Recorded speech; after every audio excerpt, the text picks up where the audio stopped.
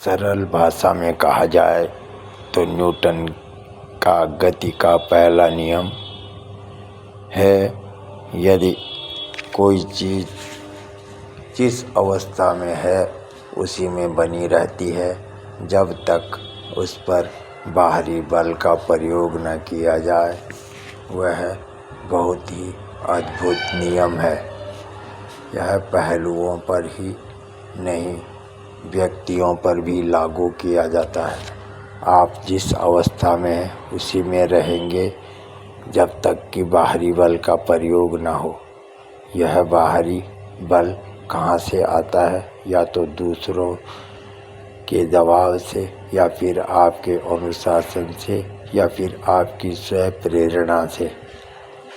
यहीं पर समय के सर्वश्रेष्ठ उपयोग का दूसरा सिद्धांत काम आता है। आर्थिक लक्ष्य बनाएं। यही आर्थिक लक्ष्य आपको निरंतर प्रेरित करता है ताकि आप बाहरी बल यानी अनुशासन का प्रयोग करके अपनी अवस्था को बदल लें। आपकी आर्थिक स्थिति चाहे जैसी हो, आप अनुशासन का प्रयोग करके उसे हमेशा बेहतर बना सकते हैं। जिमरान की बात हमेशा याद रखें, अनुशासन ही लक्ष्य और सफलता के बीच का पुल है। देखिए, सच तो यह है कि अपनी आर्थिक स्थिति को बेहतर बनाने का काम आपको खुद ही करना होगा। दूसरों को क्या पड़ी है जो आपके जीवन को बेहतर बनाने के लिए आप पर दबाव डालें। आदमी घड़ी में चाबी भरता है तो घड़ी की नहीं, अपनी आवश्यकता के लिए भरता है। दूसरे लोग आपकी भलाई के लिए नहीं बल्कि उन खुद की भलाई के लिए आप पर दबाव डालेंगे। वे आपसे अपना काम निकलवाने के लिए आप पर दबाव डालेंगे। इसलिए यह बात अच्छी तरह समझ लें कि अनुशासन में रहने और मेहनत करने की जिम्मेदारी आपकी है। इसलिए समय के सर्वश्रेष्ठ उपयोग का 18वां सिद्धांत है, न्यूटन के गति के पहले नियम का लाभ लें। इस नियम का एक अच्छा पहलू भी है, जब आप सफलता की डगर पर चलने लगेंगे तो आप सफलता की अवस्था में तब तक रहेंगे जब तक कि बाहरी बल का प्रयोग न हो।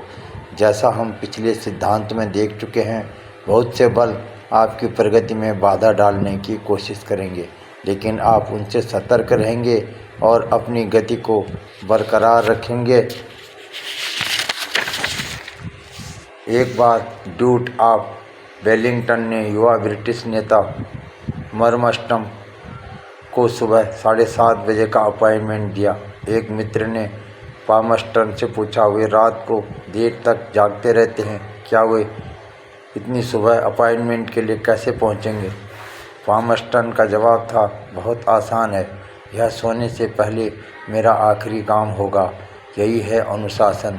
पामस्टन जानते थे कि वह मुलाकात महत्वपूर्ण थी, इसलिए उन्होंने देर तक जागने की अपनी आदत को आड़े नहीं आने दिया।